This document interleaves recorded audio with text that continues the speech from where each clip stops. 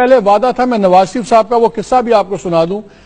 وہ بھی 1997 کی بات ہے اور میں چاہوں گا بعد میں پینلسٹ بھی سارے میرے اس پر ذرا کامنٹ کریں کہ آپ کو یاد ہے ایک ٹرکش کمپنی تھی بائندر کو کانٹریکٹ ملا تھا نواز شریف صاحب کی پہلی گورنمنٹ میں اسلام آباد پشاور موٹر وے بنانے کا.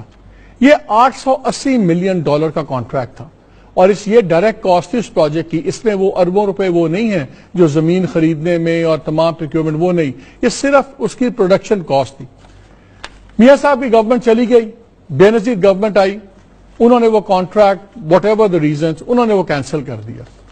میاں صاحب کی جب دوبارہ سیکنڈ گورنمنٹ آئی تو ایک تو انہوں نے پہلے اس کو کمپنسیشن دی گئی کوئی $10 ملین سے بھی زیادہ کی کہ ان کا کچھ نقصانات ہوئے ہیں, اور میری اطلاع یہ بھی ہے باوثوق ذرائع کے مطابق اور اگر انویسٹیگیشن ہو پتہ لگ جائے گا کہ وہ $10 ملین بھی بہت بڑا انفلیٹڈ جعلی فگر تھا, انہوں نے جعلی خرچے بنائے ہوئے تھے. اینی وے وہ جب کانٹریکٹ دوبارہ رینیو ہوا تو اس میں ایک کمپوننٹ بڑا امپورٹنٹ تھا, اس میں 40% جو پیمنٹ ہونی تھی وہ فورن کرنسی میں ہونی تھی ڈالرز میں, اور 60% روپے میں ہونی تھی, اور اس وقت پیگ ہوا تھا $23 کا $1 تھا. کمپنی نے کہا کہ آپ 40 کے بجائے یہ ایکویژن الٹی کر دیں, 60% فورن کر دیں اور 40% لوکل کرنسی میں کر دیں. تو اس پہ اعتراضات اٹھے کہ آپ کو کیوں کر دیں. دو اعتراضات تھے, ایک تو تمام مٹیریل وغیرہ سب لوکل پروکیورمنٹ تھی, کوئی جواز نہیں تھا, مشینری بھی ساری لوکلی کرائے پہ لی ہوئی تھی. لیکن سب سے بڑی بات یہ تھی کہ اگر کانٹریکٹ کوئی بیسک چیز چینج ہوتی تو نیا کانٹریکٹ آنا چاہیے تھا قانون کے طور پہ. آپ بیسک کانٹریکٹ چینج نہیں کر سکتے, اور وہ بھی اتنا بڑا.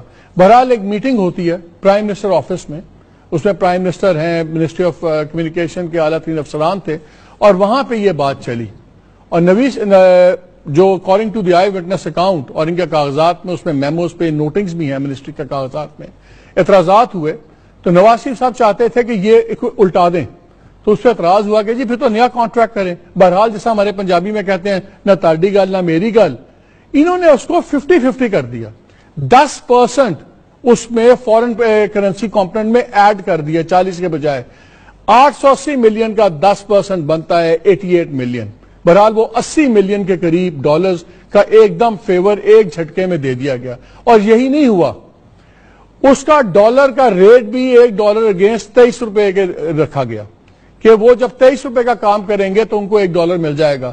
مارکیٹ میں تب سپٹمبر کے اندر جس وقت یہ دوبارہ ایگریمنٹ ریٹول ہوا $46 کا $46 کا وہ ڈالر تھا.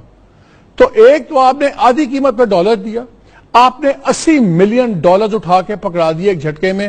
اور ان کمپنی والوں کا کہنا تھا کہ جی یہ جون سا منی ٹریل ہے یہ سیدھی جاتی ہے پرائم منسٹر ہاؤس تک.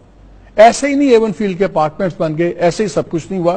تو یہ میرا آپ سے وعدہ تھا. اور ایک چھوٹی سی بات ایک اور ایڈ کر دوں, اس پہ وقت ضائع ہو رہا ہے لیکن بتا دوں اپنے پینلسٹ کے لیے بھی آپ کے لیے بھی. ڈیوو کے اندر میاں صاحب نے اس سے کہا کہ ان کی لگژری بسز آئیں گی اور آپ اس پہ ٹوٹل ڈیوٹی معاف کر دیں. تو اس وقت سرتاج عزیز صاحب فائنانس منسٹر تھے, انہوں نے سٹینڈ لیا کہ ہماری لوکل مینوفیکچرنگ انڈسٹری تباہ ہو جائے گی. بہرحال یہ وہ.